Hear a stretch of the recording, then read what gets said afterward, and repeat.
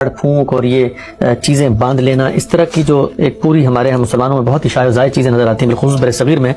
تو دین میں اگر کوئی آپ فرماتے ہیں کوئی چیز آپ نے اس کو دینی تعلق پیدا کرنا ہے تو اس کا اثباتی حکم بتانا پڑے گا. یہ سب چیزیں کیا رسالت مآب صلی اللہ علیہ وسلم نے کبھی تعویذ، یہ دم درود، اس طرح کی چیزیں کبھی کی ہیں؟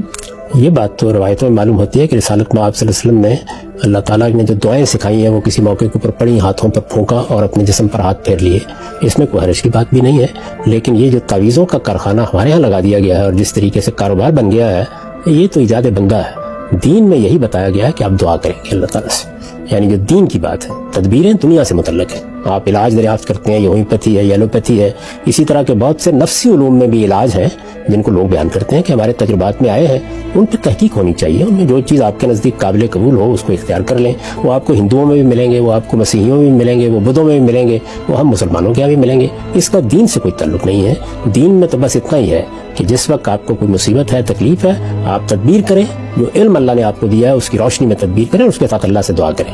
اور ہمیں مشکلات میں بھی یہ ہدایت کی گئی ہے کہ وَاسْتَعِینُوا بِالصَّبْرِ وَالصَّلَاةِ، یعنی صبر کے ساتھ، استقامت کے ساتھ صورتحال کا مقابلہ کیا جائے اور نماز کے ذریعے سے اللہ سے مدد مانگی جائے.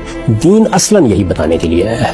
اس کے بعد آپ کی تدابیر کا دائرہ شروع ہوتا ہے، اور تدابیر کے دائرے میں جس طرح میں نے عرض کیا ہے کہ اب کون بتا سکتا ہے کہ یہ فلاں جڑی بوٹی میں یا فلاں معدنی چیز میں یہ بیماری کا علاج چھپا ہوا ہے. یہ جو آپ نے ابھی ویکسین ایجاد کی ہے تو اس کے بارے میں کون بتا سکتا ہے؟ تجربات ہی سے معلوم ہوتا ہے نا. تو اسی طرح کے کچھ تجربات لوگوں کے بعض نفسی چیزوں کے بارے میں بھی ہے، وہ بھی علوم کی ایک قسم ہے اور قرآن مجید میں بھی اس کا ذکر ہوا ہے. تو ان علوم کو دنیوی علوم ہی کی طرح پیش کرنا چاہیے، جس طرح سیکولر علوم ہم پیش کرتے ہیں. ہومیوپیتھی پہ گفتگو کرتے ہیں، ایلوپیتھی پہ گفتگو کرتے ہیں، سرجری پر گفتگو کرتے ہیں، تشخیص امراض کے علم پر گفتگو کرتے ہیں. اسی طریقے سے ان علوم کو بھی موضوع بنانا چاہیے. اس وقت ہم ان میں احتیاط کا اس لیے لوگوں کو مشورہ دیتے ہیں کہ وہ اس طرح علم نہیں بنے یا سائنس نہیں بنے اور سینہ بسینہ کچھ چیزیں چلی آ رہی ہیں. لوگوں کے تجربات ہم ان کو بیان کرتے ہیں. جب ان کو تحقیق کا موضوع بنایا جائے گا تو ہو سکتا ہے کہ وہ بھی اسی طریقے سے علاج معالجے کی سائنٹیفک صورتیں بن جائیں گی، تو ان سے بھی فائدہ اٹھانے میں کوئی حرج نہیں. اس وقت بھی اگر کوئی آدمی فائدہ اٹھانا چاہے تو آپ ناجائز نہیں کہہ سکتے. بس صرف اتنی تنبیہ کر دینی چاہیے کہ اس میں کوئی چیز ایسی نہیں ہونی چاہیے جس میں اللہ تعالیٰ کی ذات کے ساتھ شرک کیا جائے. یہی بات خود رسول اللہ صلی اللہ علیہ وسلم نے فرمائی جب یہ پوچھا گیا کہ یہاں بعض یہود ہیں اور وہ اس طریقے سے کوئی دم کر دیتے ہیں یا کسی موقع پر کسی سردردی میں صحیح کچھ اس طرح کی چیز کر دیتے ہیں، تو آپ نے فرمایا کہ فائدہ اٹھاؤ، لیکن یہ کہ اگر کوئی شرک کی بات ہو تو اس سے بچنے کی صحیح کرو. تو یہ طریقہ ہمیں سکھایا گیا کہ دنیا میں جو تجرباتی علوم ہیں وہ خواہ نفسی ہوں خواہ وہ مادی ہوں، ان کے بارے میں تحقیق کا طریقہ اختیار کرنا چاہیے. اطمینان ہو جائے تو آپ اس میں فائدہ اٹھا سکتے ہیں، لیکن دین کے لحاظ سے یہ دیکھ لیجئے کہ اس میں کوئی شرک نہیں آنا چاہیے. ٹھیک. ایک سے بیان کیا جاتا ہے کہ آپ کی روزی میں کشادگی کے لیے، سفر میں آسانی کے لیے، رشتہ اچھا ہو جائے تو قرآن مجید کی یہ صورت اتنی دفعہ پڑھ لی جائے یا اللہ میاں کا یہ نام اس ترتیب سے پڑھ لیا جائے.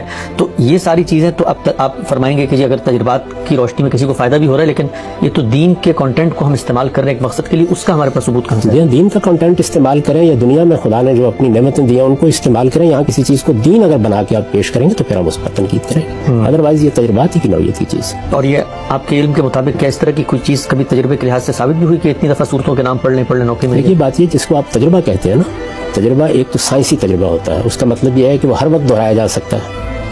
تو اس طرح کی کوئی چیز تو میرے علم میں نہیں آئی کہ جو ہر وقت دہرائی جا سکے.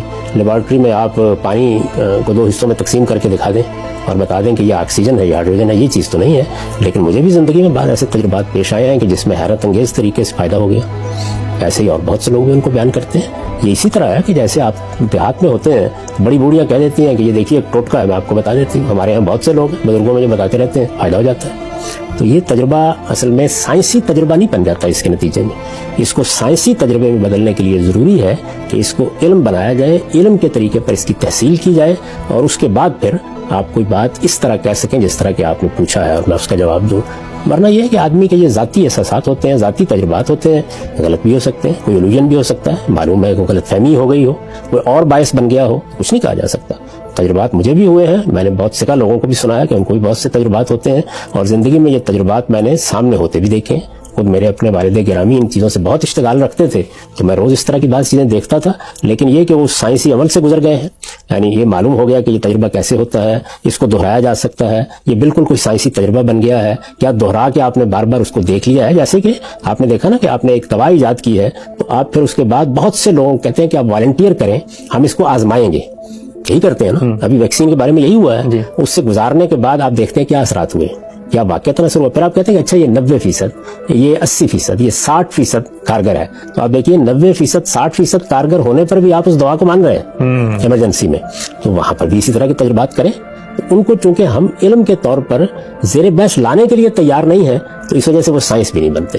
انکار کرنے کی بھی کوئی وجہ نہیں ہے. میرے نزدیک وہی طریقہ صحیح ہے جو رسول اللہ نے اختیار کیا کہ آپ ایسی تمام چیزوں کے بارے میں یہ دیکھ لیا کریں کہ اس میں کوئی شرک نہیں ہونا چاہیے. یہ تجرباتی علوم ہے. یہ قرآن سے متعلق ہوں تب بھی تجرباتی ہیں، گیتا سے متعلق ہوں تب بھی تجرباتی ہیں، تورات سے متعلق ہوں تب بھی تجرباتی ہیں. یہ مادے سے متعلق ہوں، جمادات سے متعلق ہوں، نباتات سے متعلق ہوں، سب تجرباتی علوم. ان کا دین سے، مذہب سے کوئی تعلق نہیں.